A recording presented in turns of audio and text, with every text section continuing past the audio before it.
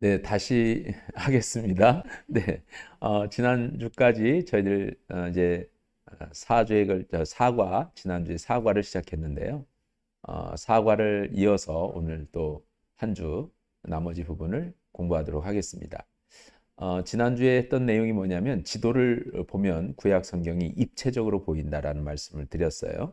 그러니까 구약 성경의 지리적인 배경이 되는 영역이 어디냐라는 거죠. 그래서 전 세계 지도 5대양 6대주의 세계 지도를 저희들이 보고 그 세계 지도 안에 구약 성경의 배경이 되었던 그 지역을 저희들이 그림을 그려가면서 진행을 했습니다. 이제 지난 주간에 했던 그런 그림을 그리고 또 이제 창세기에서부터 역사서 17권에 대한 내용을 진행하는데 저희들이 이제 창세기부터 다시 또 한번 보도록 할 텐데요. 이제 다시 이제 화면으로 돌려서 오늘 공부를 시작하도록 하겠습니다.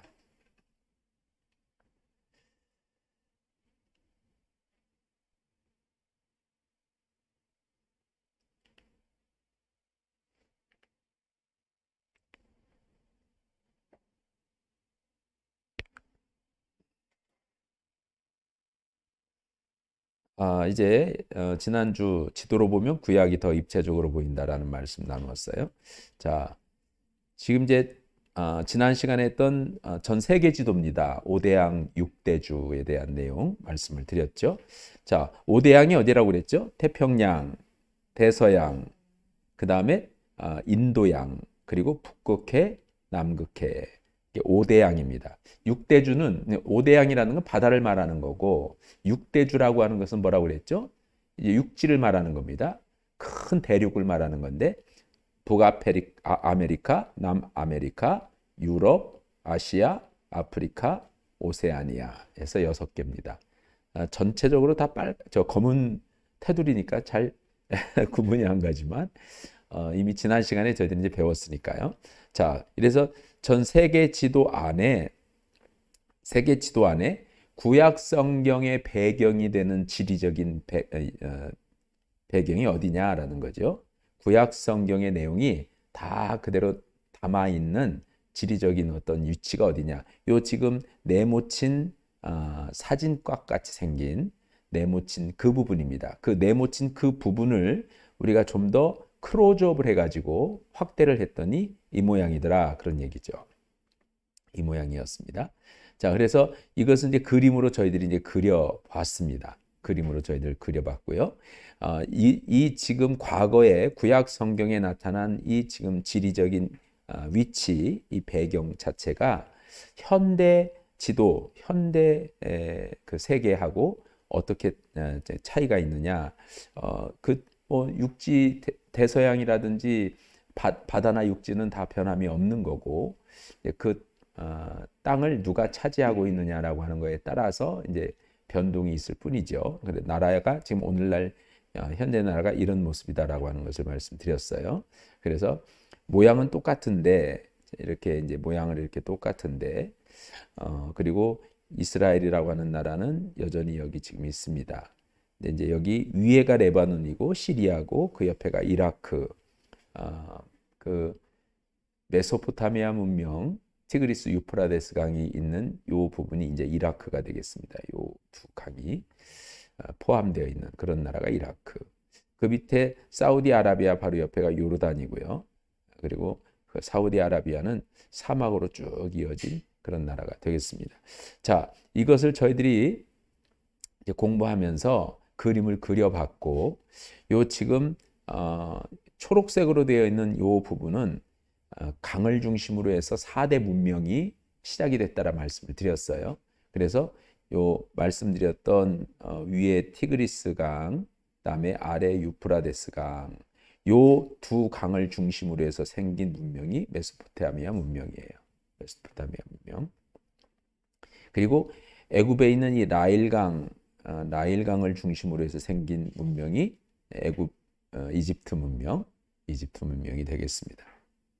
그러다 보니까 강줄기를 중심으로 해가지고 쭉 이어지면서 요 지역이 제일 이렇게 땅이 비옥한 땅이 됩니다. 비옥한 땅이다 보니까 강을 중심으로 사람들이 모여 살기 시작했고 거기에 이제 많은 사람들이 모이다 보니까 나라가 부족이 형성이 됐고 서로 그 부족들이 땅을 차지하기 위해서 서로 싸우고 다투면서 그때 고대 근동에 큰 나라들이 이제 패권을 쥐게 되는 역사적으로 그런 일들이 있었고 자 이렇게 녹색 지역으로 이렇게 지금 띠가 형성되어 있는데 이 띠를 초생달 지대라 이렇게 말합니다. 이 지역이 비옥하기 때문에 이 지역을 따라서 사람들이 모여서 나라가 형성이 됐다. 나머지는 전부 다 사막 지역이고 광야 지역이고 이제 이러다 보니까 사람이 살지 못하는 그런 지역이 됩니다. 그래서 이제 여러분이 혹시나 성경이나 아니면 다른 이제 신학 책들이나 신앙 서적들을 보면 이런 모양이 나올 때 비옥한 초생달 지대 지역 이런 이제 용어가 나오게 되면 이 부분을 얘기한다라고 하는 것을 이제 생각하면 됩니다. 그래서 이제 지난 시간에 저희들이 그 지도를 그려봤어요. 왜 그려봐야 되냐면 이제 앞으로 성경을 공부하려면 성경에 있는 모든 내용이 다 이 영역 안에 들어옵니다. 예수님도 여기서 탄생하셨고 여기서 사역을 하셨고 여기에서 십자가를 지셨고 부활하셨고 승천하셨습니다. 제자들만 이제 세계 뿔뿔이 다 흩어져서 세계의 복음을 전하다 보니까 영역이 조금 넓혀졌을 뿐이지 모든 대부분의 성경에 나오는 모든 사건들은 이 지역에서 이루어진다라고 말씀을 드렸어요. 자, 그래서 배 앞머리 모양의 모양을 이렇게 그림을 그리라 그렇게 말씀을 드렸고 그리고 이것은 이제 배에서 낚싯줄을 내렸는데 이 낚싯줄이 엉켜가지고 이렇게 되어 있는 모습 이게 이제 나일강이라는 말씀을 드렸습니다. 나일강 옆에 보니까 물에 빠진 사람이 이렇게 자기를 구해달라고 구조 신호를 보낸 게 아니라 수영을 아마 즐겼는 것 같아요. 바다 수영을. 그러다 보니까 나는 여기 너무너무 여기가 좋다고 왜냐하면 여기 홍해바다거든요. 저는 이제 홍해바다를 그 성지순례 때 가봤는데 물이 정말 맑습니다. 정말 맑아요. 그리고 물이 너무 좋아요. 그래서 거기 가서 수영들을 했는데 이렇게 홍해바다가 물이 맑고 좋으니까 아마 이 사람도 여기에 빠져가지고 수영을 하고 있었던 것 같아요. 그래서 너무너무 좋다고 손가락 두 개를 이제 올리면서 V자 모양으로 이렇게 이제 표현했다라고 하는 그런 연상법으로 이렇게 지금 이렇게 그림을 여러분이 그리라는 말씀을 드린 거예요. 그리고 이어서 그랬던 게 뭐예요? 이제는 풍선이 이렇게 날아갔는데 이 풍선 날아간 풍선의 줄이 쭉 있어요. 근데 이것이 헬륨 가스가 들었는지 슉 이렇게 날아가지 않고 둥둥 이렇게 떠 있는 모습을 하려니까 밑에 같은 무게를 달았잖아요. 근데 벙어리 장갑 같은 무게가 이렇게 달려 있어요. 요게 이제 위에가 갈릴리 호수고 아래가 사해바다입니다. 갈릴리 호수, 사해바다. 이 갈릴리 호수를 긴네렛 호수라고 그렇게 이제 표현을 했고요. 밑에는 사해바다니까 전에는 염해, 짠 바다라 해서 염해라고 했고요. 사해바다 이렇게 이제 표현을 했습니다. 그리고 옆에 보니까 곤충이 하나 있는데 장수 하늘소가 이렇게 있어요. 장수 하늘소가 눈이 달렸고 더듬이가 이렇게 있는데 두 개의 더듬이가 쭉 나와 있습니다. 자, 위에 것이 티그리스강, 아래 것이 유프라데스 강입니다. 이 강을 중심으로 해서 세워진 문명이 메소포타미아 문명이라 이렇게 말씀을 드렸습니다. 자, 이렇게 이제 우리가 지난 시간에 그림을 그렸습니다. 자, 요 내용까지 저희들이 이제 봅니다.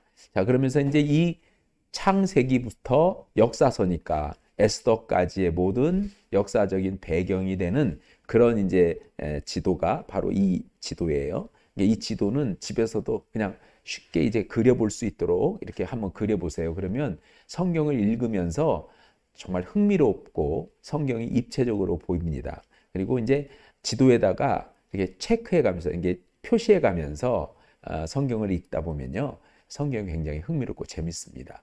그렇게 하면 참 좋을 것 같습니다. 자, 이제 창세기입니다. 창세기 지난 시간에 배웠죠. 자, 이 사자는 뭐라고 그랬죠? 네 가지의 사건이 있었다는 거죠. 창세기 1장에서부터 11장까지 네 가지 기원을 얘기하고 있습니다. 첫 번째 창세의 기원, 두 번째 타락, 세 번째 홍수 사건, 네 번째 바벨탑 사건. 그래서 4예요, 4.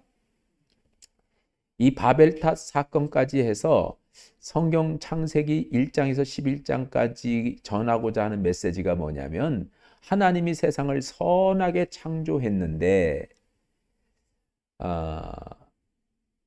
마귀가 죄를 끌어 들어와서 하나님이 창조하신 인간들이 죄를 지었다. 이 죄라는 게 뭐냐라는 거예요.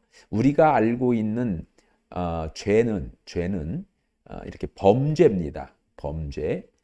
그것은 원죄가 아니에요. 원래 죄는 뭐냐면 타락입니다. 이게 본래 있어야 될 자리에 있지 않고 그 자리에서 벗어난 게 죄예요. 그럼 본래 있어야 될 자리가 뭐예요? 우리는 하나님과의 교제, 관계 속에 살아야 되는데 하나님을 등지고 하나님을 떠난 인생이 되었다. 그런 얘기죠. 왜 떠나게 됐습니까? 불순종으로 말미암아 떠난 거예요. 그래서 오늘날 모든 인간들은 다 이 원죄를 물려받아서 근원적으로 본질적으로 불순종한 그런 존재입니다. 불순종의 존재예요. 본인이 불순종을 선택한 것이 아니라 태어나면서부터 하나님을 알지도 못했고 그리고 하나님의 뜻을 따르지도 않고 하나님을 설령 안다 하더라도 인간의 죄된 본성은 하나님을 자꾸 외면하고 하나님에게 불순종하는 마음을 자꾸 갖게 돼 있어요. 그래서 우리는 끊임없이 회개하는 거죠. 그래서 우리가 하나님을 떠난 인생이 되면서 세상에 죄악이 만연해졌어요. 그 죄로 인해서 하나님이 이렇게 죄를 지으면 이러한 고통이 있을 것이다 라고 얘기한 것처럼 인생은 불행한 인생이 되었고 그리고 아무리 애써 수고해도 그 수고가 헛수고가 되었습니다. 땅은 엉겅퀴를 우리에게 가져다 주고요. 가시덤불을 가져다 주고 땀을 흘려도 열매를 얻지 못하는 인생이 되어버린 거예요. 그러니까 거기에는 고통이 따르는 거죠. 그리고 불행한 인생이 따르는 거죠. 또 불순종의 죄를 지은 그 아담과 하와에게 주어진 그 죄의 결과는 뭐예요? 죽음이었습니다. 그래 죄의 삭슨 사망입니다.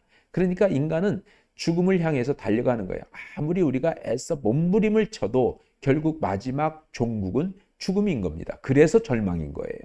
아무리 내가 애써 수고해봐야 영원히 살지도 못하고 결국 죽고 마는구나. 우리가 죽으면요, 이 땅에서 쌓아놓았던 공등탑들이 다 무너집니다. 그 영광도 다 사라져버리고 맙니다. 물거품처럼 사라져버리고 말아요. 그러니까 이 땅에 내가 남아있는 동안에 내 흔적이 남아야 되는데 최소한 내 흔적이라도 남겨놓고 죽고 싶다. 그래서 열심히 애써 수고하는 거죠. 그렇잖아요? 그래서 선을 행합니다. 여러 가지 어떤 그런 착한 일들을 행해봐요. 왜냐하면 그것이 나를 혹시나 구원할까? 내 이름이라도 이 땅에 흔적을 남겨놓을까? 그렇지만 그것도 다 헛된 공상일 뿐이라는 거예요. 그래서 인간은 절망인 거예요. 절망.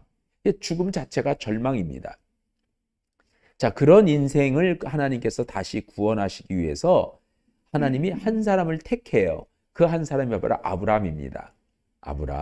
아브라함이 특별해서가 아니라 하나님이 아브라함을 택하신 거예요. 지금도 하나님이 우리를 택하시기만 하면 복의 근원이 되고 우리 인생이 내가 노력해서 열려지는 게 아닙니다. 하나님이 택하셔서 하나님이 열어주셔야 열려지는 거예요. 그래서 택함 받은 인생이 되기를 모든 주님을 믿는 사람들은 그걸 간절히 원하고 있는 거죠. 그런데 예수님께서 우리를 하나님이 예수 그리스도 안에서 우리를 다 택해 주셨어요. 그 주님의 택함 받은 인생으로서 내가 살기를 결단하는 자에게 그 길이 열리는 거란 말이죠.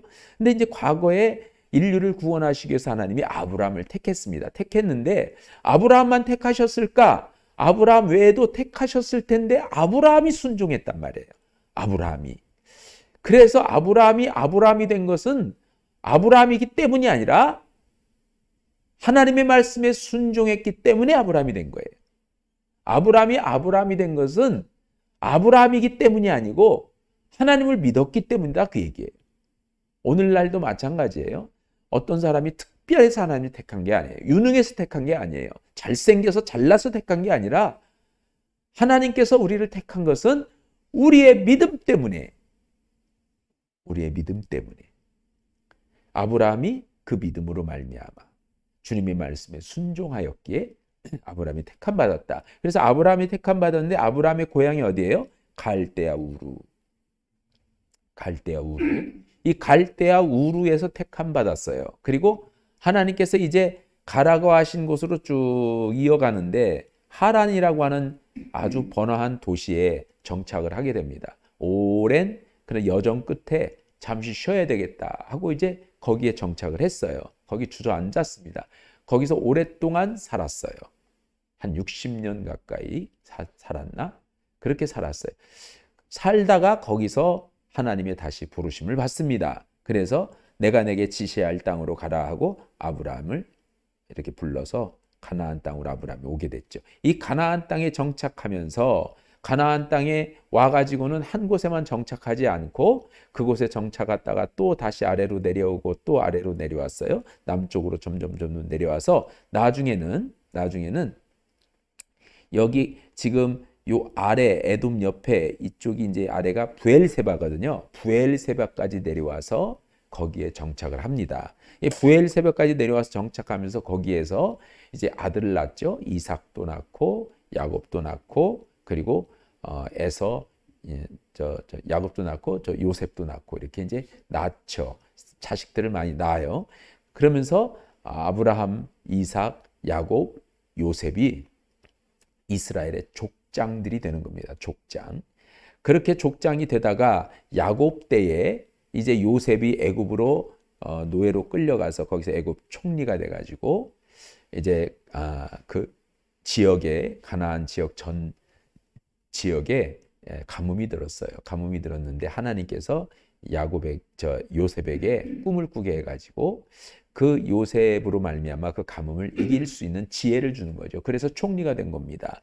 총리가 돼서 그 가뭄을 이길 수 있도록 하나님 주신 지혜로 애굽은 번성해졌고 많은 주변 나라들도 이제 요셉으로 말미암아 그래도 죽지 않고 살게 됐죠. 그때 그 요셉의 아버지 야곱의 식솔들 그 형제들이 애굽으로 이주해서 살게 됩니다. 자, 여기까지가 창세기의 내용입니다. 여기까지가 창세기의 내용. 그러니까 이주해서 살면서 이제 많이 번성하게 되는 그런 내용까지가 이제 창세기에 대한 내용이에요. 자, 그 다음에 이제 출애굽기잖아요. 자, 애굽에서 고센 땅에 정착을 해가지고 많은 그런 이제 민족이 즉 많은 그런 이제 그 자식들을 번성하게 돼가지고 많이 이제 그 민족이 번성했어요. 그래서 그들이 고통 가운데 신음소리 하니까 하나님이 모세를 불러가지고 이들을 출애굽을 시키죠. 출애굽을 시켜서 하나님께서 현현하셨던 모세를 만났던 이 시내산으로 데리고 와라. 나 있는 이곳으로 데리고 와라. 그래서 모세가 이스라엘 백성들을 이끌고 이 시내산으로 와서 여기에서 율법도 받고 그 다음에 성막 제도, 성막도 여기서 수여받고 어떻게 절하라고 하는 그런 내용, 그리고 성막에서 제사도 드리라 이런 내용을 이제 여기서 봤습니다. 그것까지가 이제 출애굽기입니다. 자, 그래서 출애굽기에서 받았던 성막, 이 시내산에서 받았던 내용 가운데 율법도 받았어요. 그 다음에 성막도 지으라고 했어요. 그 다음에 제사도 이렇게 드려라라고 하면서 제사를 성막에서 드릴 때 제사를 이렇게 드려라라고 하는 제사법을 알려준 게 바로 레위기입니다. 제사법, 그것을 알려준 게 레위기다. 자, 그 다음에 이제 민수기는요, 이 시내산에서 이제 2년 가까이 정착을 하고 거기서 머물렀던 이스라엘 백성들이 하나님이 약속하신 약속의 땅, 요 가나안으로 이제 그들을 이끌고 가게 됐죠, 모세가. 그래서 여기서 이제 출발을 하게 됩니다. 출발을 해서 이 가데스 바네아가 여기인데 이 가데스 바네아에서 이제 약속의 땅으로 이렇게 들어가려고 하는데 여기서 이제 이스라엘 백성들이 정탐꾼을 보내서 우리가 한 번도 들어가 보지 못한 지역이니까 정탐하고 어떤 지역인지 알고 들어갑시다 하다가 10명의 정탐꾼들이 와서 부정적인 보고를 하는 바람에 백성들이 두려워 떨면서 우리 다 여기서 죽게 하려고 여기까지 인도했냐고 원망 불평하는 이스라엘 백성들의 모습을 보게 됩니다. 그때 하나님이 진노하셔서 이스라엘 백성들을 이젠 애굽에서 어, 이렇게 출애굽시킨 거 그런 거에 대해서도 후회를 하시면서 여기서 가나안 땅 약속의 땅으로 너희들은 들어가지 못할 것이다. 광야에서 다 죽을 거다라고 이렇게 약속하시고 오직 여호수아와 갈렙만 들어가리라라고 그렇게 약속을 하시죠. 그래서 이제 그때부터 광야에서 이제 살기 시작합니다. 광야 40년의 기간을 살면서 뺑뺑 돌면서 마지막 38년 동안 돌다가 여기 지금 요단강, 여기 아까 요단강이라고 그랬죠? 요단강 동편 쪽에 이 모압 평지인데요. 모압 평지인데 거기에 진을 칩니다. 여기에서 진을 쳐서 이제 선이 너무나 굵은가? 여기에 진을 쳐서 여기서 이제 진을 치면서 북쪽 지역에 요단강 동편에 있는 북쪽 지역을 정복합니다. 그래서 여기 정복된 지역에다가 므낫세 그냥 에브라임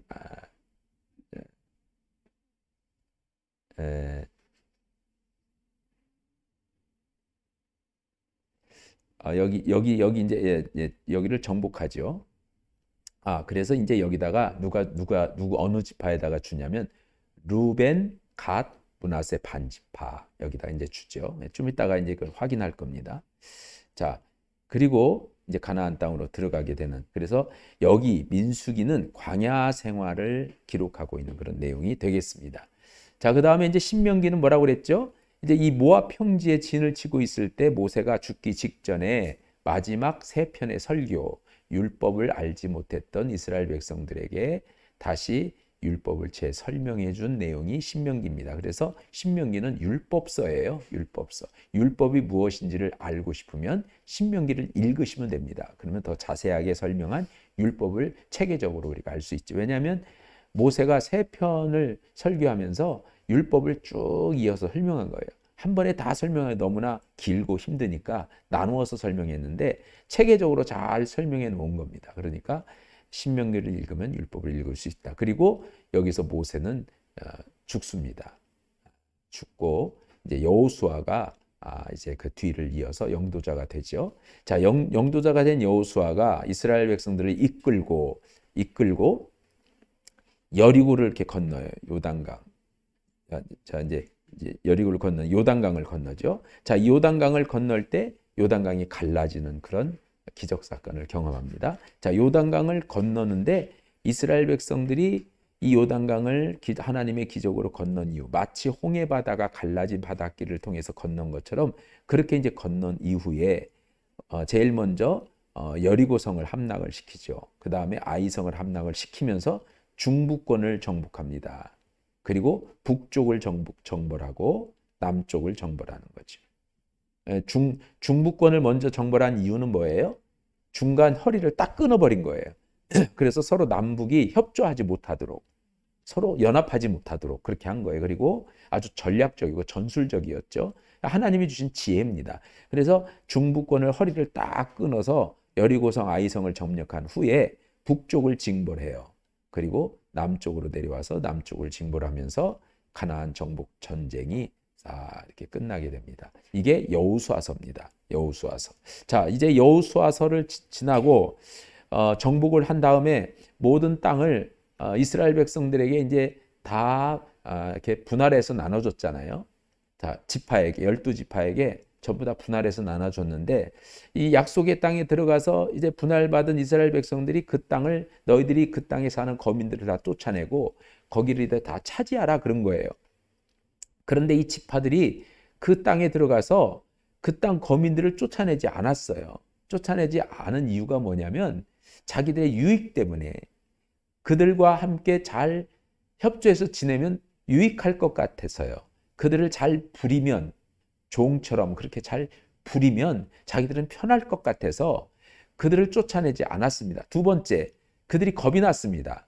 그들을 쫓아내면 전쟁을 해야 되는데 싸워야 되는데 자신이 없었어요. 그 지파별로 자신이 없었어요. 그래서 서로 같이 이렇게 타협하고 화합하는 길을 택했어요. 인간적으로 생각할 때는 서로 타협하고 화합하는 그 길이 옳은 길이죠. 그것은 좋은 거 아니냐, 서로 상생하는 거 아니냐, 그 인간적인 얘기죠, 이 얘기예요. 그러나 하나님이 명하신 건 뭐예요? 가나안 거민들을 다 쫓아내라 이렇게 명한 거라 이거죠. 그러니까 우리가 이제 인간적으로 이제 서로 같이 이 부분을 토론할 때 하나님 너무하신 거 아니야?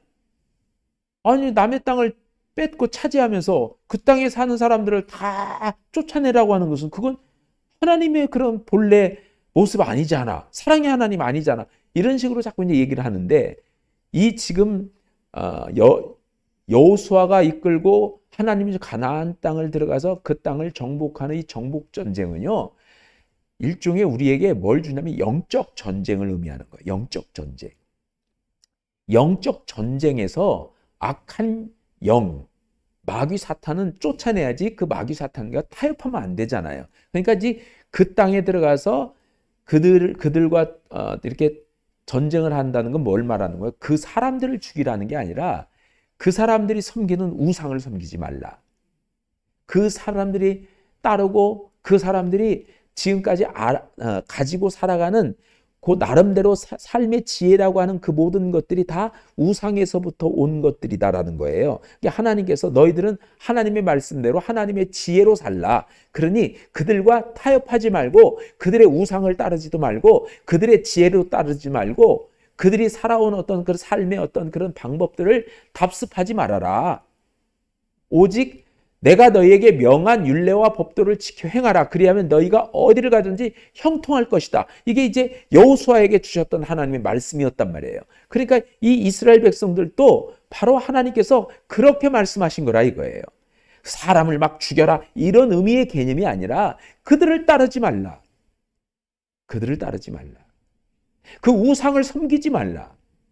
그래서 그들에게 준 이 10계명의 말씀을 분명히 그들 마음에 새기게 하고 그 말씀대로 살라고 했는데 그들이 하나님의 말씀은 뒤로 하고 그 말씀을 따라 행치 아니하고 그 땅에 사는 거민들, 그 거민들을 따라 그들이 가르치는 대로 살았어요.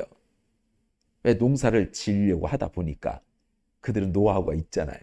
가르치는 대로 살았어요. 그러다 보니까 우상을 섬기게 된 거예요. 왜 그러냐면 하늘에서 비가 내려야 되는데 그 비는 바알신이 내려준다는 거예요.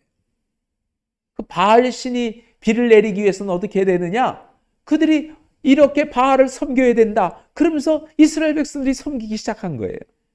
그러니까 그들이 살기 위해서 여호와 하나님은 버리고 40년 동안 광야에서 자기를 구름기둥, 불기둥으로 자기들을 지켜주고 이끌고 그리고 늘 항상 굶주리지 않고 날마다 일용할 양식을 주시고 마실 물도 주셨던 그 하나님을 잊어버리고 그 하나님 잃어버리고 이제는 가나안 땅, 하나님이 주신 축복의 땅, 약속의 땅 가나안으로 들어가서 보니까 농사를 짓는 그들을 보니 그 농사를 지으면 먹을 것이 생긴다는 거예요.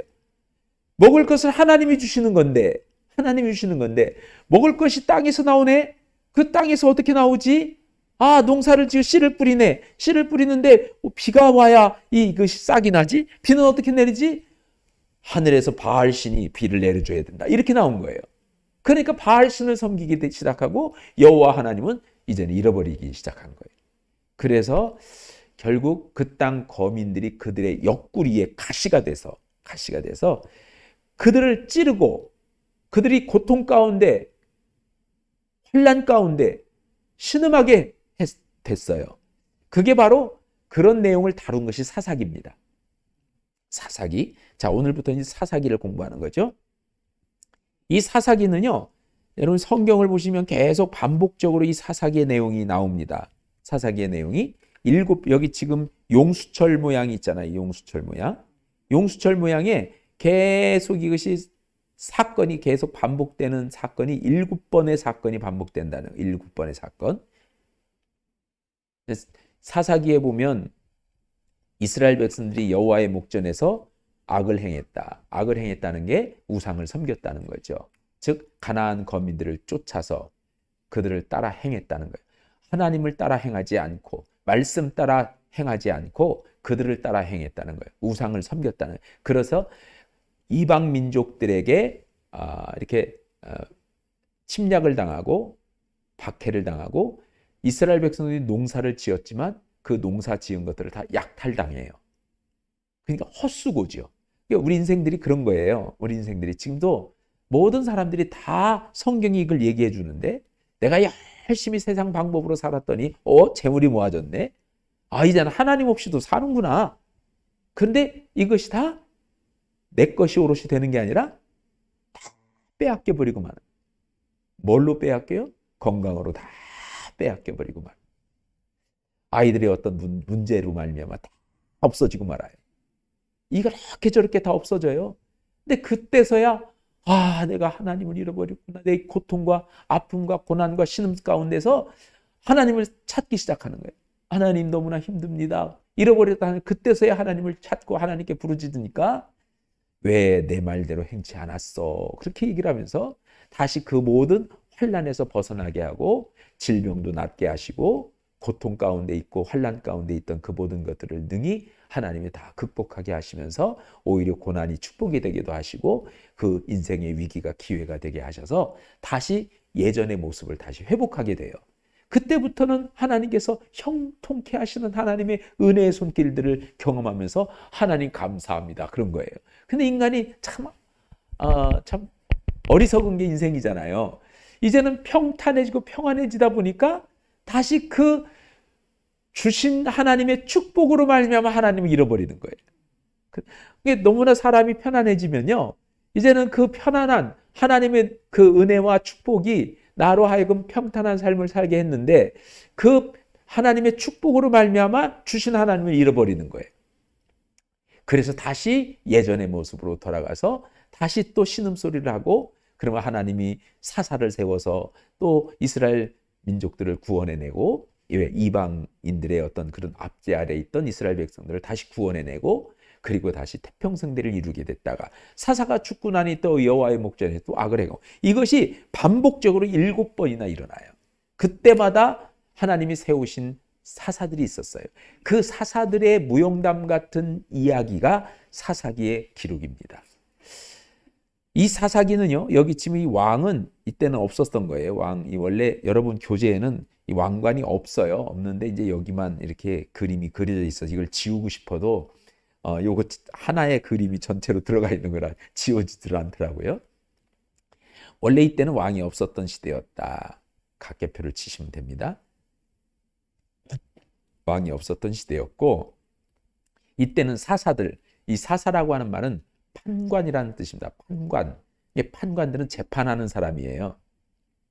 이스라엘 백성들이 뭘 잘못하면 이게 제사장 옛날에는 왕한테 갔었고요. 그랬는데 이제 왕이 없었을 때잖아요. 그러니까 하나님이 세운 선지자들한테 갔고 하나님이 세운 제사장에 가가지고 이제 하나님의 말씀대로 판단을 받았단 말이죠. 이때부터 이 사사들은 바로 하나님이 세운 선지자 같은 사람들이에요. 그래서 그들 앞에서 하나님의 말씀대로 판단을 받았다. 즉 재판을 받았다 그 얘기예요. 그래서 이게 사사라는 것은 판관이라는 뜻이고 그래서 사사기를 판관기 이렇게 말합니다. 재판을 받았다. 판관기. 그리고 옆에 이게 사랑 하트 모양이 있죠. 하트 모양은 룻기를 말하는 거예요. 이 사사 시대에 있었던 아름다운 사랑 이야기 룻기예요. 룻기에 대한 이야기를 그 하트 모양으로 표시를 한 거예요. 룻기를 말하고 있습니다. 그래서 이 땅에 들어가서 여기서 사사 시대 계속 이제 사사들이 통치하고 다스리던 시대입니다. 자, 사사들이 계속 반복적으로 통치하고 다스리다 보니 이스라엘 백성들이 이렇게 보니까 이웃 나라들은 왕이 있으니까 왕을 중심으로 참 왕이 그 백성들을 보호해주고 또 군사력이 그 백성들을 보호해서 그래도 백성들이 편안하게 잘 살더라. 우리에게도 좀 왕이 있었으면 좋겠다. 그럼 우리도 잘 살 수 있지 않는가? 우리가 보호받을 수 있지 않는가? 그래서 왕을 달라고 얘기를 합니다. 그때 마지막 사사로 세움받았던 사람이 사무엘이에요. 마지막으로 세움받은 사사가 바로 사무엘입니다. 선지자죠, 선지자. 이 사무엘 선지자, 이 사무엘 사사가 마지막 사사로 이제 세움받아서 사무엘한테 백성들이 얘기합니다. 우리에게도 왕을 달라고 얘기를 하니까 하나님 앞에 사무엘이 이제 말합니다. 하나님 어떻게 하면 좋습니까? 백성들이 왕을 요구하네요. 그러니까 가서 전해라. 왕이 너희에게 세워지면 너희는 그 왕을 섬기느라 고통 가운데 있을 거다. 고통 가운데 있을 것이다.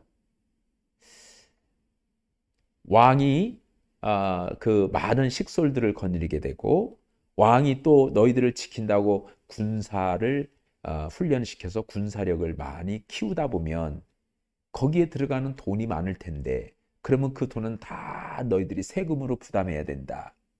그게 얼마나 고통스러운 일이냐, 힘든 일이냐. 살기도 바쁜데 나라에 세금을 바쳐가면서 그렇게 사는 것이 그게 너희들 괜찮겠냐? 물어보라고 얘기해요. 그게 사무엘 선지자 가서 백성들에게 물어봐요. 왕을 섬기는데 왕이 무슨 일을 하든 또 누구랑 만나서 결혼을 하고 왕이 지내려면은 큰 왕궁이 있어야 되는데 그 왕궁을 지으려면 너희들이 가서 노동력을 다 동원해야 되고 그들을 하나하나 매일같이 섬겨야 되고, 그리고 왕이 세워지면 인간의 왕들은 많은 그런 자기를 섬기는 사람들과 매일같이 하루 세끼 먹고 즐기고 마실 텐데 그 모든 것들을 너희들이 다 뒷받침해야 되는데, 그리고 군사력을 키우려면 그 군대를 양성하려면 어마어마한 돈이 들어갈 텐데 그 돈 너희가 세금으로 다 물고 그 왕의 종이 되어야 할 텐데 그래도 괜찮겠느냐? 너에게는 만왕의 왕이신 여호와 하나님이 있지 아니하냐? 가서 얘기하라고 그래요. 그랬더니 그래도 우리가 다 세금을 내서라도 우리에게는 왕을 주십시오 그런 거예요. 그러면 좋다. 한 가지 조건이 있다. 내가 세우는 왕을 너희들이 왕으로 섬겨라. 그래서 이제 이스라엘이라고 하는 나라는 하나님이 세운 왕이 세워지는 거예요.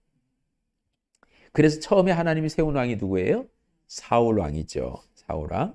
자, 그래서 이제 이때부터 왕국 시대, 왕정 시대가 시작이 됩니다. 이때부터 왕정 시대. 여기 왕국 시대라고 그랬죠? 왕국 시대, 왕정 시대가 시작이 되죠. 이때부터 왕이 세워진 거예요. 자, 제일 먼저 세워진 초대 왕이 사울 왕입니다. 이 사울 왕이 세워질 때는 하나님 오실 때 사울은 정말 겸손한 사람이었어요. 키도 흔출하고 잘생겼어요. 우리 윤국남 권사님처럼 잘생겼어요. 또 키도 윤국남 권사님이 크시잖아요. 그러니까 많은 사람들이 사울을 보고 겸손하고 또 잘생기고 그리고 키도 흔출하고 그러다 보니까 하나님이 그를 보고 마음에 흡족하여서 저를 왕으로 세워라 그런 거예요. 백성들이 사울을 봤더니 너무너무 마음에 드는 거예요. 그래서 사울을 자신들의 왕으로 섬기기 시작합니다. 자, 그래서 사울이 초대 왕이 된 거예요. 일대 초대 왕이 됐습니다. 이 왕관 하나가 사울 왕이에요. 자, 이렇게 왕으로 세워져서 그 다음에 다윗이 이어 왕이 되죠. 다윗이 이어 왕이 되어서 솔로몬으로 이어지게 돼요. 솔로몬으로 이어져서 솔로몬 아들 르호보암 때 두 왕국으로 나눠집니다. 분열 왕국이 돼요. 그래서 하나는 북이스라엘, 북왕국. 하나는 남유다 해서 남왕국. 예, 이렇게 두 왕국으로 나눠지는, 그래서 이스라엘이 결국 북이스라엘, 북왕국이 멸망하게 되고 마지막 멸망하고 포로로 끌려가고 남왕국도 멸망하고 포로로 끌려가면서 왕국 시대는 이제 끝나게 되는데, 요게 지금 이스라엘의 왕정 시대예요. 자, 이것을 이제 저희들이 한번 좀 더 봐나가도록 합니다. 자, 이 왕정 시대가 이어지는데 한번 보시면 이렇게 말했죠. 자, 먼저 이제 요 왕정 시대를 조금 더 이해를 하기 위해서 다시 한번 지금까지 우리가 얘기했던 것을 조금 정리를 다시 한번 해봅니다. 아담에서부터 시작해서 노아, 아브라함, 이삭, 야곱, 요셉, 바로, 모세, 여호수아, 기드온, 삼손, 사무엘 12명이 여기에 중요 인물로 등장했어요. 지금까지 설명을 쭉 해드린 그 내용들을 보면 바로 이제 그 사람들이죠. 예를 들면 보세요. 처음에는 아담에서부터 시작했어요. 그 다음에 이제 노아 홍수 사건에 노아 하나님께서 택하셨죠. 그 다음에 아브라함을 택하셨죠. 이삭을 택했고 야곱을 택했고 요셉을 택했죠. 그리고 이제 바로라고 하는 애굽의 왕이 이 요셉을 애굽 총리로 세우면서 바로가 또 창세기의 중요한 인물로 하나 등장했죠. 그리고 하나님이 모세를 또 부르셔서 모세를 통해서 애굽에서 출애굽을 시켰죠. 그리고 모세의 뒤를 이어 여호수아의 뒤를 이어서 이제 사사기들이 쭉 사사들이 세워지는데 대표적인 사사들이 기드온, 삼손, 그리고 마지막 사사 사무엘 등 12명이 여기서 이제 주요 인물로 등장을 했단 말이에요. 자, 이것을 다시 한번 이 구약 시대를 다시 한번 정리를 하면 처음에 아담과 노아를 얘기하는 창조 시대. 그렇죠? 태초 시대니까 창조 시대죠. 이 창조 시대 이게 그 선이 굵으니까 조금 불편하구나. 그죠? 네, 여기 창조 시대예요. 그 다음에 아브라함, 이삭, 야곱, 요셉으로 이어지는 사족장 이야기, 족장시대. 족장시대. 그리고 애굽에 내려가서 종로로 타고 노예 생활하던 이스라엘 백성들을 거기에서 탈출시킨, 해방시킨 출애굽 시대. 이게 노예 시대예요. 노예 시대, 출애굽 시대. 그러니까 여러분이 기억하는 것은 창조 시대, 족장 시대, 출애굽 시대 이렇게 기억을 하세요. 그다음 방황 시대는 뭐냐면 광야 시대. 광야.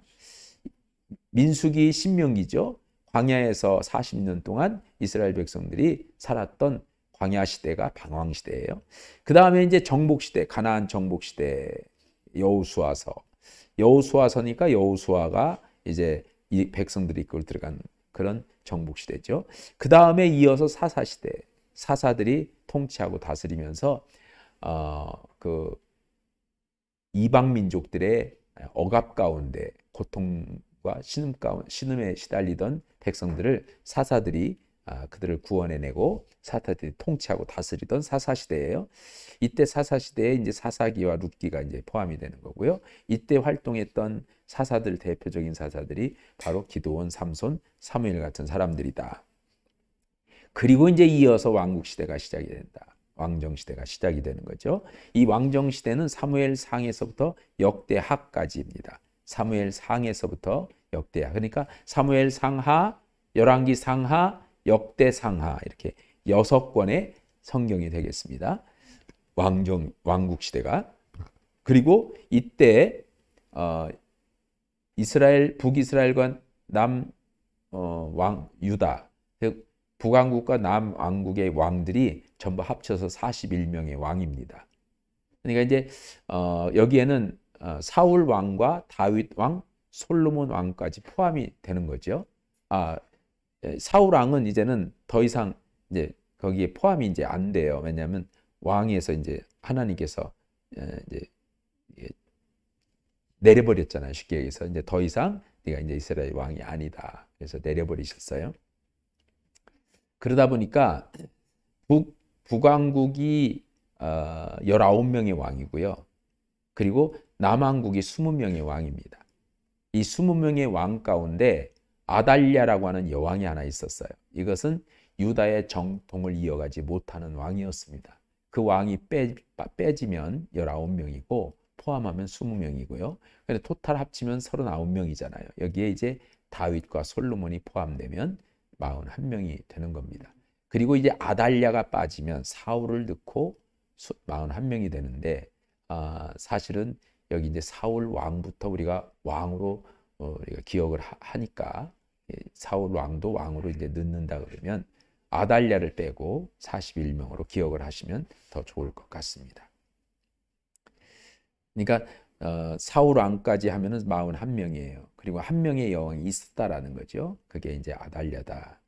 그리고 이제 재건 시대는 뭐냐면 그 포로 귀환 시대를 말하는 거예요. 이스라엘 백성들이 포로 생활 70년 마치고 돌아와서 다시 이스라엘 민족을 재건하게 되죠. 그때 재건을 할 때 포로 귀환 시대가 열려져서 결국 다시 민족을 재건하는 겁니다. 이때 활동했던 그런 사람들이 스룹바벨, 에스라, 느헤미야, 에스더고요. 그리고 그 성경은 어디에 나옵니까? 에스라, 느헤미야, 에스더가 바로 이 시대에 있었던 역사서들이라고 볼 수 있습니다. 자, 지금까지 우리가 이제 이 17권의 역사서를 이렇게 우리가 지금 정리하면서 이제 왕정시대로 다시 이제 돌아갑니다. 자, 왕정시대. 지금 여러분 교재대로 내가 지금 충실하게 지금 하고 있습니다. 자, 다시 한번 왕정시대를 한번 보겠습니다. 자, 처음에 사울왕이죠. 예, 사울왕. 그 다음이 다윗.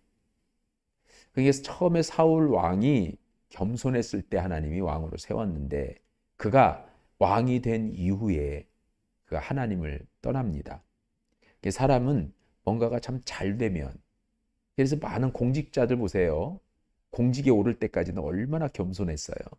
겸손하니까 하나님이 공직에도 올려놨잖아요. 근데 공직에 올라서니까 사람이 달라져요.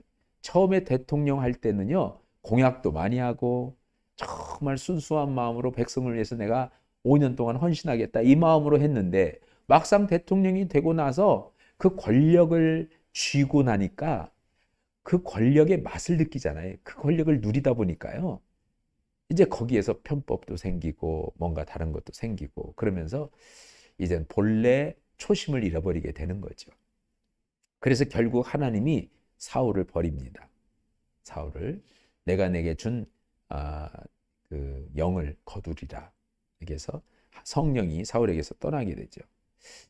그리고 하나님이 세운 왕이 다윗입니다. 사무엘이 다윗에게 기름을 붓죠. 다윗이 왕으로 세워지고 다윗이 이스라엘을 통일시킵니다. 원래 사울 때까지는 그냥 12지파였어요. 12지파였고 사울은 12지파의 그 지파 가운데서 이렇게 이제 그 몇 부족, 몇 지파들 중에서 왕으로 추대된 거예요. 그러다가 다윗이 12지파를 통일을 시킵니다. 한 나라로 만들어요. 그러니까 굉장히 강한 나라가 되는 거죠. 이때부터 아주 승승장구를 하면서 많은 주변 나라들을 전부 정복해요. 정복하고 심지어는 영원한 숙적인 블레셋까지도 다윗이 정복합니다. 그래서 그 영토가 상당히 넓어졌어요. 이 통일 왕국을 누구에게 물려주냐면 솔로몬에게 물려줍니다. 이 솔로몬이 물려받을 때는 하나님 앞에 늘 기도하면서 제일 먼저 유언대로, 자기 아버지 다윗의 유언대로 제일 먼저 하나님 앞에 성전을 짓습니다. 먼저 이렇게 하나님 앞에 천일 기도를 드리잖아요. 천일 기도를 드리고 그리고는 이제 성전을 짓습니다. 그리고 성전 짓고 그걸 먼저 봉헌을 해요. 하나님께서 그 마음을 기특하게 여기시고 내 눈과 내 마음이 항상 여기 있을 것이다. 백성들이 내 앞에 나와서 기도하면 내 기도를 듣고 응답해 주리라. 약속을 해요. 그리고 나서야 왕궁을 지었어요. 그러니까 제일 먼저 성전을 하나님의 집을 먼저 지어야지. 하나님의 집을 먼저 지어야지. 저희 여기 교회 개척할 때, 지을 때 서울 남산교회에서 뭐라고 그랬냐면 이런 얘기를 장로님 중에 한 분이 하셨어요. 어쩔 수 없이 이제 판넬로 짓는데 그래도 이 안에 인테리어를 좀 깨끗이 합시다. 그러면서 이제 다 그거에 대해서 막 의견이 분분하니까 한 장로님이 일어나서 하는 말이, 우리가 사는 집 화장실도 대리석으로 짓는데 거기는 외국에서 대리석 수입해다가 막 하잖아요. 대리석으로 짓는데 어찌 하나님의 집 교회를 짓는데 어찌 그렇게 소홀히 합니까? 제가 이렇게 듣더니 감동은 제가 먹었잖아요. 그 말 한마디에. 감동스럽더라고요. 그 장로님이 피아노 사라고 저한테 카드를 딱 주었어요. 내가 참 배포가 없었어요. 배포가 없어서 내가 좀 최고로 좋은 걸로 비싼 걸로 사시라고 주었는데 배포가 없어서 그래도 이렇게 차라리 그냥 현금으로 주시면 편하게 살 텐데 이게 사라고 하니 그냥 저렴하면서 그냥 쓸만한 거. 집사람은 나는 이제 모르니까요. 집사람은 오래 쓰려면 이거보다는 좋아야 돼. 그런데 괜찮아, 이거 충분해. 이래서 봤더니 그 산 게 지금 저거예요. 저건데 지금까지 있는데 그랬더니 목사님 왜 저렇게 좀 좋은 걸 사시죠. 뭘 사셨어요. 제 사무실도 전부 다 이렇게 잘 꾸미라고 카드를 줬어요. 근데 이건 다른 분이 줬는데 또 배포가 있어야죠. 가장 저렴한 걸로 꾸몄더니 지금까지 쓰면서 막 서랍이 다 이렇게 항상 열 때마다 푹 빠지고 떨어져 나오고. 근데 또 갈 수도 없잖아요. 책상이랑 성성하니까. 그래서 처음에 조금 비싸도 좋은 걸 사야 오래 쓰고 그러더라고요. 그때 하여튼 제가 참 그랬어요. 근데 그 마음이 또 착한 거 아니에요? 네, 착한 거죠. 모르겠어. 평가에 따라서 하는데 착한 마음이었어요. 그래서 그렇게 이제 했는데 어쨌든 이렇게 사적인 사족을 다뤄서 죄송합니다. 이게 지금 영상으로 나가는 거라 사실은 이거 얘기 안 해야 되는 건데 이걸 괜히 얘기를 해서 죄송합니다. 어쨌든 그랬습니다. 자, 이건 나중에 이 영상은 지어야 될 것 같아요. 네. 솔로몬이 다윗의 뒤를 이어서 이 통일 왕국을 물려받았어요. 물려받았는데 이 솔로몬이 먼저 봉헌을 할 때는 하나님이 그를 딱 정말 너무 착하게 생각해서 지혜를 구하는 솔로몬에게 덤으로 주신 게 부귀영화예요. 그 부귀영화도 어느 정도냐면 전에도 없었고 앞으로 이후에도 없을 부귀영화를 누리게 하리라. 지금까지도 솔로몬이 누린 그 부귀영화를 누리는 사람이 없는 거죠. 아무리 뭐 세계에 돈 많은 뭐 재벌들이 있다고 하잖아요. 솔로몬이 가진 그 재물이나 그가 가졌던 영화는 감히 따라갈 수가 없는 거죠. 그 당시 때 그 전 지역을 전부 다. 그리고 많은 주변 나라들, 지금 우리가 공부하는 이렇게 아수르라든지 바벨론이라든지 고대 근동에 패권을 쥐었던 그 나라들 있잖아요. 전부 다 그보다도 더 멀리 있었던 에디오피아 같은 나라에서 여왕이 와가지고 지혜를 구하는데 금은보화를 가득 상자에다 싣고 와서 지혜를 얻어가지고 왔어요. 그 정도로. 그러니까 뭐 솔로몬 시대 때에는 창고에 금은보화가 가득했죠. 근데 이제 사람이 아무리 처음에 초심이 좋았어도 그 초심을 잃어버리니까 금은보화가 있고 수많은 사람들이 솔로몬과 어떻게 해서든지 줄을 닫고 싶고 솔로몬과 관계를 맺고 싶다 보니까 우리나라에 공주가 있는데 너무너무 기가 막히게 이쁩니다.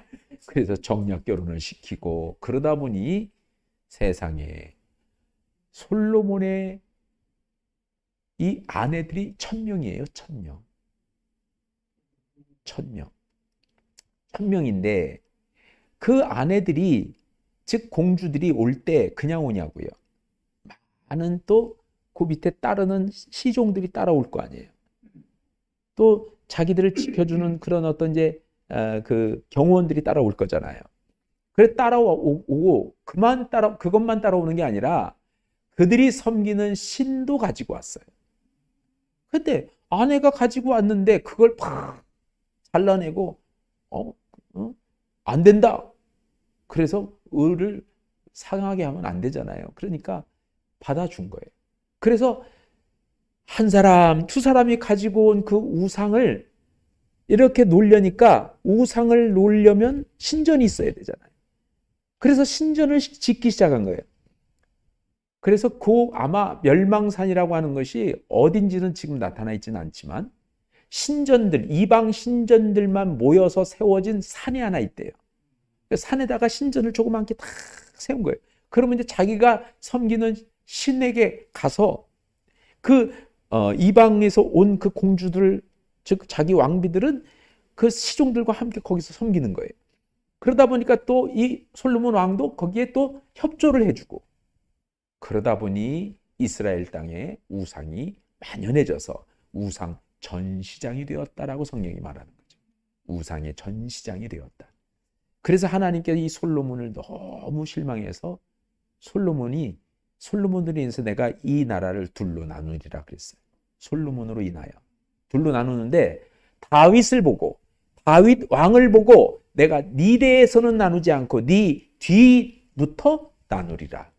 그래서 솔로몬 시대까지는 그냥 통일왕국을 놔두고 솔로몬이 죽고 나서 그 아들 르호보암 때에 두 왕국으로 나눠집니다. 두 나라로 나눠져요.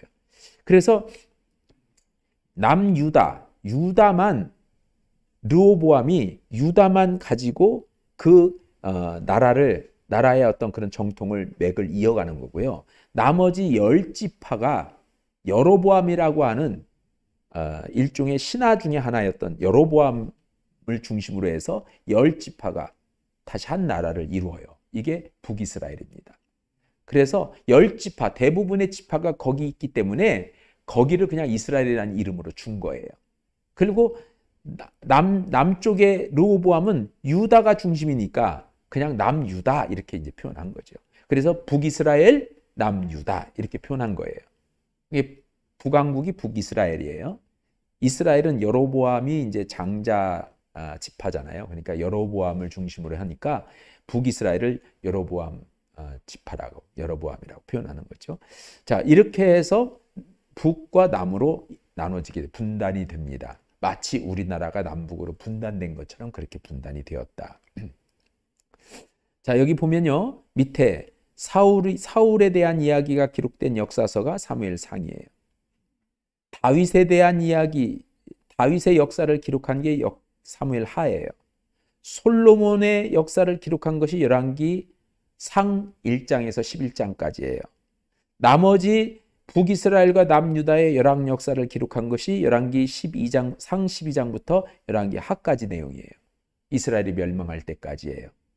자, 그리고 밑에 역대 상하는 말씀드렸죠. 포로에서 귀환한 귀환민들이 민족을 다시 재건하기 위해서는 그들이 다시 어떤 역사적인 뿌리를 찾아야 되잖아요. 그래서 다시 쓴 것이 바로 역대 상하라고 하는 역사서입니다.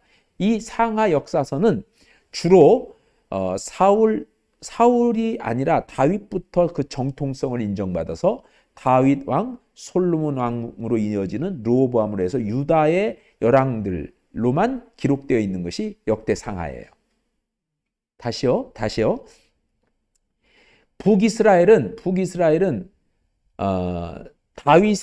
다윗 왕의 정통성을 이어가지 않은 나라예요. 그래서 끊임없이 구테타가 일어났던 나라가 북이스라엘이에요. 끊임없이 유혈혁명이 일어났었단 말이죠. 그러나 다윗의 정통을 이어갔던 그 나라가 바로 남유다였기 때문에 남유다는 계속 그 뒤를 이어서 자식이 뒤를 이어서 그 자식이 뒤를 이어서 계속 평화롭게 정권을 교체해 나갔다는 거예요. 그러면서 그 정통성을 쭉 이어갔던 게 남유다예요. 그래서 이스라엘 백성들이 포로로 끌려간 것도 남유다 백성들이 포로로 끌려갔단 말이에요. 그 포로로 끌려간 유다 백성들이 돌아와가지고 다시 역사서를 쓰고 다시 역사를 정비해 갈 때 자기네들이 역사로 정비했다 이거예요. 그래서 다윗, 솔로몬, 남유다의 열왕들에 대한 기록만 기록되어 있는 역사서가 역대상하라. 그래서 역대상은 사울에 대한 이야기가 없으니까 역대상은 다윗에 대한 이야기부터 시작이잖아요. 그래서 역대상이 요 사무엘하 밑에 있는 거예요. 이해 가시죠? 네. 그리고 솔로몬부터 지금 유다의 열왕 역사 마지막 시드기야까지, 솔로몬부터 마지막 시드기야까지의 열왕들에 대한 기록은 역대하가 기록하고 있다. 그래서 열왕기 상하에 기록된 내용들이 역대하에 다 기록되어 있는 거예요. 자, 이렇게 이해를 하시면 되겠습니다. 자, 그 다음에 이제는 연도를 보겠어요. 연도를 봅니다. 자, 사울 왕이 40년을 통치했어. 참 이것도요, 하나님이 하시는 일 아닌가 싶어요. 어떻게 똑같이 그렇게 통치 기간이 같아요? 통치 기간이 어떻게 뭐 서로 재놓고 너는 40년 통치해, 너도 40년 통치해 이렇게 한 것 같이. 아니 살다 보면은 일찍 죽는 사람 있고 늦게 까지 산 사람도 있잖아요. 그런데 사울 왕도 40년 통치하고 죽었고 다윗도 40년 통치하고 죽었고 솔로몬도 40년 통치하고 죽었어요. 도합 120년이에요. 120년. 이 40이라는 숫자가 성경에서 굉장히 중요하잖아요. 이스라엘 백성들이 광야 생활 40년이에요. 40년. 하나님께서 이스라엘 백성들을 만들어 가시고 하나님의 백성으로 잘 다듬어 가신 기간이 40년이었어요. 이게 사울 왕을 40년 동안 통치하고 다스려서 왕으로 삼았다가 다윗이 이어서 40년, 솔로몬이 이어서 40년. 그리고 이제 두 나라로 분열됐어요. 그래서 이때부터 분열 왕국이 시작됐어요. 분열 왕국이 시작됐는데 이 분열 왕국이 시작된 그 연도가 언제냐면 BC 930년에 분열된 거예요. 그러니까 분열 왕국의 시작은 BC 930년이에요. 그리고 사울 왕이 된 때가 BC 1050년이에요. 1050년. 이것을 여러분들이 이제 조금 그래도 공부하는 사람들이니까 지금 얘기를 하는 거예요. 연도를. 공부하는 사람들이니까 얘기를 하는 거고요. BC 1050년에 사울이 왕이 됐고요. 120년을 여기서 빼니까 120년 빼니까 BC 930년이 되는 거잖아요. 이때 분열 왕국으로 분열이 됩니다. 북이스라엘과 남유다로 분열이 되죠. 분열이 돼 가지고 아수르에 의해서 BC 기원전 722년에 망해요. 722년에 망하니까 930년에서 722년을 빼니까 208년 동안 그 나라가 존속됐다 이거예요. 그러니까 북왕국이라고 하는 나라는 208년 만에 사라졌어요. 208년 만에. 자, 남왕국은 바벨론에 의해서 586년에 멸망했어요. 그러니까 930에서 586년을 빼니까 344년 동안 존속했어요. 344년 동안 존속한 거죠. 그러니까 344에서 208을 빼면 얼마예요? 138년을 더 존속해 나간 거예요. 그렇죠? 344년 동안 유다라고 하는 나라가 존속됐어요. 그리고 멸망하고 맙니다. 사라지고 말았어요. 자, 요렇게 이제 여러분이 저 연도를 한번 기억을 해 보십시오. 자, 그래서 사무엘, 이제 여기까지가 이제 뭐냐면, 왕국 시대를 지금 설명한 거예요. 왕국 시대. 이 왕국 시대 왜 소리쇠굽이냐? 소리쇠굽이 뭐냐면 여러분 저기 음악 같은 거 이렇게 보면 그 진동자 있잖아요. 진동자가 이렇게 소리쇠굽으로 돼 있잖아요. 그거 이게 땅 치면 땡 이렇게 울리잖아요. 그 소리로 이렇게 이제 듣고 음을 이렇게 초음을 맞추는 건데 그 소리쇠굽처럼 모양이 그렇게 소리쇠굽 같이 생겼다 해서 소리쇠굽 모양의 왕국 시대 이렇게 이제 표현한 거예요. 자, 그러면 이제 왕정 시대 사무엘 상하를 봅니다. 사무엘 상하는 사울이 처음에 왕으로 부름받아서 사무엘로부터 기름을 부어요. 기름 부음을 받은 게 사무엘은 사울 왕도 기름 부어서 왕으로 세웠어요. 그래서 사무엘 사울이 왕이 되죠. 그러다가 다윗이 두 번째 왕이 됩니다. 다윗도 기름 부어 왕이 돼서요. 다윗이 왕이 돼서 이스라엘을 통일을 시킵니다. 통일 왕국 시대를 엽니다. 통일 왕국 시대를 연 다음에 솔로몬에게 그 통일 왕국을 물려주죠. 솔로몬이 통일 왕국을 물려받고 통치하고 다스리다가 솔로몬이 타락해서 하나님을 떠나서 결국 두 나라로 나눠지는 분열 왕국 시대가 시작이 됩니다. 솔로몬의 아들 르호보암 때부터 분열 왕국이 시작이 되죠. 그래서 두 왕국으로 나눠지게 됩니다. 남북으로 나눠지게 됩니다. 그렇게 통치하게 된 거죠.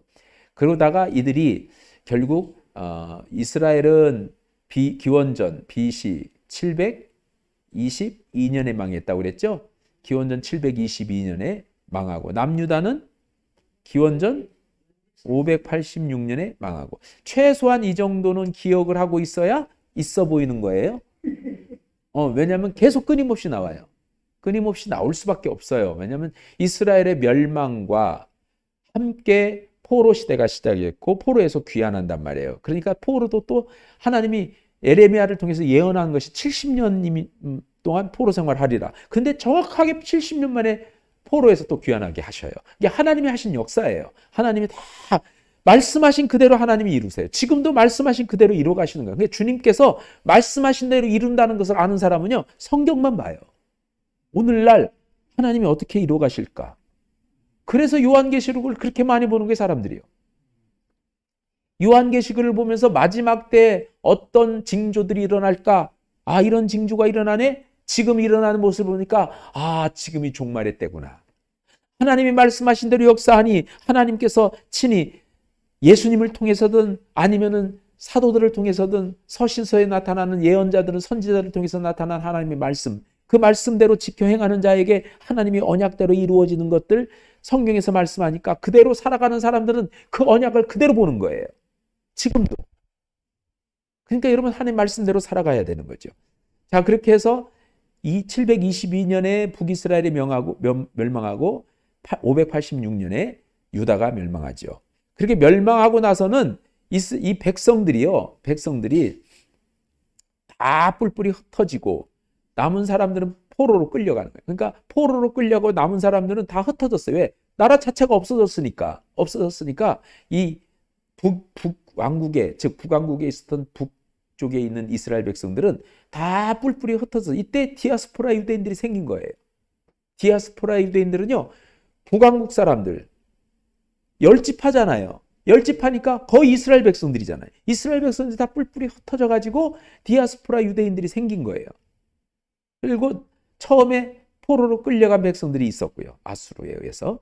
그리고 남유다는 586년에 망해가지고 포로로 다 끌려가고 다 죽고 나머지도 흩어졌는데 대부분 애굽으로 도망쳤어요.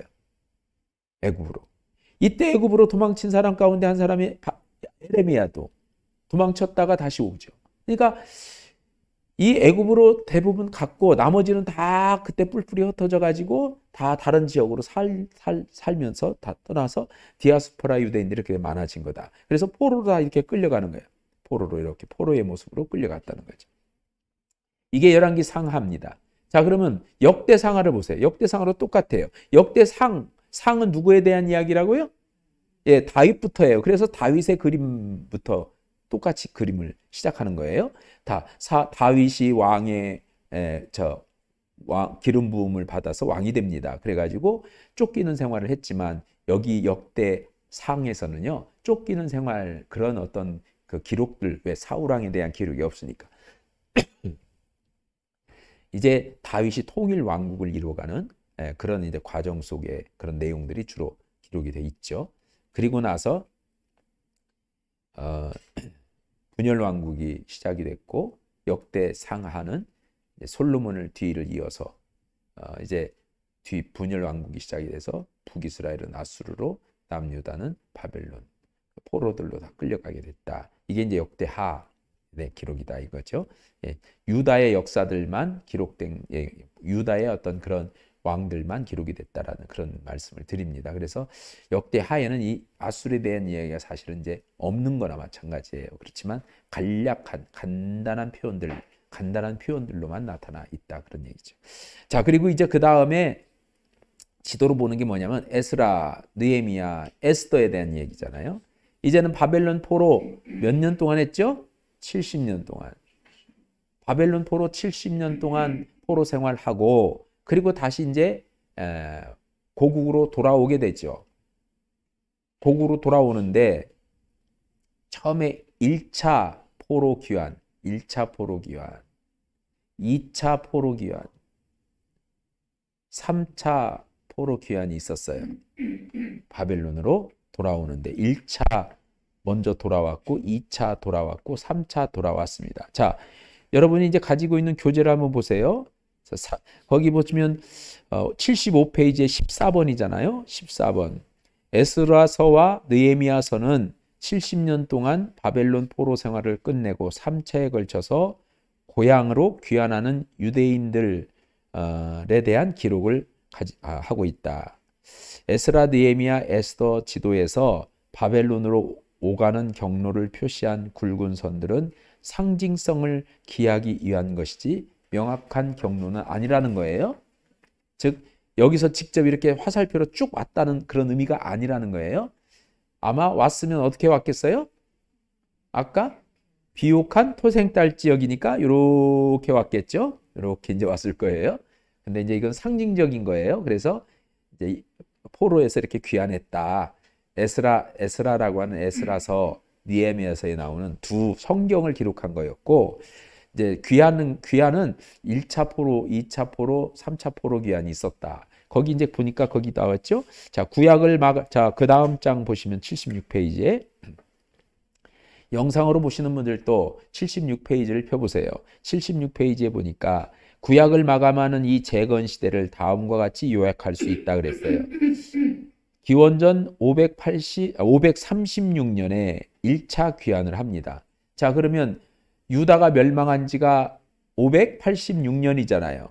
586년인데 536년이면은 몇 년 차이예요? 네? 50년 차이잖아요. 근데 왜 70년 포로 생활 만에 귀환해야 되는데 왜 50년일까요? 네? 자, 그러니까 이제 이런 것도 이제 의문점을 가져보셔야 해결이 되는 거예요. 의문점. 자, 이스라엘 백성들이 포로로 끌려간 것이 아수르가 멸망한 게 언제예요? 722년에 멸망을 했잖아요. 멸망을 하고 남유다가 멸망을 하는 것이 586년인데 586년 전에 바벨론으로 포로로 끌려간 1차 포로로 끌려간 사람들이 있어요. 그게 뭐냐면 기원전 605년에 요시야 왕 때 갈그미스라고 하는 건 지금 이제 지리적으로 어디냐면 요 부분이에요. 이제 이렇게 좀 지어볼게요. 갈그미스는 요 위쪽이에요, 위쪽. 그러니까 애굽이라고 하는 그 애굽에서 군사를 이끌고 갈그미스까지 왔고, 그리고 바벨론이 이렇게 와서 전쟁을 했어요. 갈그미스에 전쟁을 해서 애굽이 졌어요. 지니까 이때 여호와김이라고 하는 왕이 저울질을 했어요. 우리가 지금 살려면 애굽을 의지해야 돼, 바벨론을 의지해야 돼. 바벨론이 이겼네? 그래서 바벨론을 의지하기로 결심을 해요. 근데 가만히 보니까 여기서 이기긴 했지만 다시 애굽으로 내려와서 애굽에 있는 여러 가지 어떤 이제 정치적인 그런 정치인들이 서로 막 싸우잖아요. 그런 것처럼 같은 정치인들이 서로 그 신하들 가운데는 친애굽파가 있고 또 친바벨론파가 있을 거 아니에요. 그러면서 친애굽파는 애굽에서 이렇게 흩어졌던 사람들이 다시 돌아온 사람들도 있을 거고, 또 애굽과 이렇게 연결돼 가지고 애굽의 어떤 원조를 받아가면서 또 애굽을 더 지지하는 사람도 있을 거란 말이에요. 지금 무슨 소리입니까, 왕이요? 지금 바벨론은 저 멀리 이제 도망갔고 이제 애굽이라고 하는 나라가 실세입니다. 우리는 애굽을 의지해야만이 삽니다. 바로 이웃 나라인 애굽을 의지하지 않으면 우리는 큰일 납니다. 그래서 여호와김이요, 머리를 쓰다가 이 사람 말 듣고 저런 말 듣다 보니까 애굽을 의지하겠다는 친애굽 정책을 쓰기 시작해요. 이 소리를 바벨론에서 듣습니다. 느부갓네살이 이렇게 듣다 보니까 괘씸하네. 지금 이 유다라고 하는 나라가 바벨론의 영역 안에 들어와 있었어요. 왜냐하면 여기서 전쟁에서 이겼으니까. 애굽은 애굽에서 더 이상 이제 너희들은 타치하지 말라. 자기 영역 안에 들어와 있는데 자기 영역에 있는 나라가 친애굽을 자는, 이건 반역이잖아요. 이게 여호와김이 그것을 몰랐던 거예요. 자기 나라가 여기 지금 유다가 바벨론에 소속되어 있는 걸 몰랐던 거예요. 그러니까 친애굽의 정책을 쓰다 보니까 괘씸하다 해서 군사를 이끌고 와가지고 친 거예요. 그게 언제냐면 기원전 598년이에요. 598년에 군사를 이끌고 와가지고 쳐서 597년에 포로로 1차 끌고 가요. 그게 1차 포로예요. 자, 그러면 여기 597년, 아이고. 자, 597년. 자, 597년에서 1차 포로 귀환하는 536년을 빼보세요. 얼마예요? 597년에서 536년. 69년. 69년? 네, 딱 맞죠. 70년 딱 되는 거예요. 뭔 말인가 아시겠어요? 그러니까 포로로 끌려간 1차 포로로 끌려갈 때부터 다시 1차 포로 귀환할 때까지가 70년이에요. 70년 동안 이스라엘 백성들이 포로 생활을 했다는 거예요. 그때부터 이제 1차, 2차, 3차 포로 귀환이 이루어진 거예요. 그 기간은 70년도 넘을 수 있어요. 나중에 3차 포로 귀환은 한참 있다가 한 거니까 넘을 수도 있죠. 그러니까 이제 무슨 얘기냐면 그렇게 해서 70년 동안 70년 만에 너희가 다시 돌아오리라라고 하는 하나님의 말씀이 그대로 이제 이루어진 거예요. 자, 여기서 이제 보면 1차 포로 귀환을 하는데 1차 포로 귀환이 누구에 의해서? 스룹바벨이 일부 유대인을 데리고 귀환해서 성전을 재건했다. 스룹바벨 인도하에서 온 게 1차예요. 2차는 그러면 누구에 의해서? 에스라에 의해서. 3차는 느헤미야에 의해서. 이게 1차, 2차, 3차예요. 그래서 3차 느헤미야를 통해서 귀환한 백성들이 성벽을 재건하게 됩니다. 자, 그 다음에 이제 제가 설명하다 보니까 이렇게 좀 오늘 좀 많이 길어요. 내용이 지난주보다 좀 깁니다. 자, 이제는 이게 이제 구약 성경을 한눈에 본 거예요. 구약 성경을 한눈에 본 거예요. 자, 요것을 이제 여러분들이 설명을 해야 됩니다. 자, 이게 이제 한번 자 보세요. 어디서부터 시작이에요? 4자부터 시작이죠. 창세기. 자, 4가 뭐죠? 창세기, 창조 사건. 그 다음에 타락 사건. 그 다음에 홍수 사건. 그 다음에 바벨탑 사건. 자, 1, 2, 3, 4. 요 사건이 창세기 1장에서 11장까지 요 사건을 통해서 죄악이 세상에 만연해진 것을 보고 하나님이 누구를 택했어요? 갈대아 우르에서 아브라함을 택했다. 아브라함을 택해서 아브라함을 이끌고 하나님이 이 아브라함이 어디로 오게 했어요? 하란으로 오게 했어요. 자, 하란에 와가지고 하란에서 정착을 하고 다시 가나안으로 불러들여서 가나안에서 이삭을 낳고 야곱을 낳고 요셉을 낳고 그리고 요셉이 노예로 끌려가서 여기서 자기 아버지의 형제들을 다 이주를 시켜서 여기서 생활하게 됐다. 요 지금 빨간 줄이 창세기예요. 창세기. 그 다음에 출애굽기 요 지금 노란색, 짙은 노란색이죠. 자, 애굽에서 신음소리도 노예 생활하던 이스라엘 백성들이 하나님께 신음소리를 합니다. 기도합니다. 하나님, 우리를 이 고통에서 환난에서 벗어나게 해주세요. 그래서 벗어나게 하나님이 모세를 불러가지고 이스라엘을 출애굽을 시켰다. 하나님이 모세를 부르실 때 시내산에 불러서 이곳으로 데리고 오라 해서 시내산으로 데리고 와서 여기서 율법을 주시고 그리고 성막 제도를 주시고 제사를 이렇게 드리라고 하는 제사법도 주셨다. 요게 출애굽기 그 다음에 레위기예요. 뭔 말인가 아시겠죠? 그래서 요 노란색이 출애굽기, 그 다음에 시내산에 이게 레위기, 그 다음에 레위기 다음에 이제 이스라엘 백성들이 광야 40년 동안의 광야 생활을 기록한 민수기. 그래서 광야 40년 동안 요단강 동편 쪽에다가 진을 친 때까지가 민수기. 그리고 모압 평지에서 모세가 세 편의 설교를 통해서 율법을 백성들에게 전수했다. 이게 신명기. 자, 여호수아가 백성들을 이끌고 이제는 여기 지금 이게 뭐죠? 무슨 색이라고 그러죠? 이걸 민트색이라고 하나요? 민트색. 자, 민트색 보면 여호수아가 이스라엘 백성을 이끌고 요단강을 건너서 가나안을 정복하는 정복전쟁. 이 정복전쟁의 룻기, 이 정복전쟁 보니까 여기서 계속 이제 정복전쟁을 하고 그래서 이 정복전쟁 이후에 사사시대가 되죠. 용수철 사사시대가 이렇게 됩니다.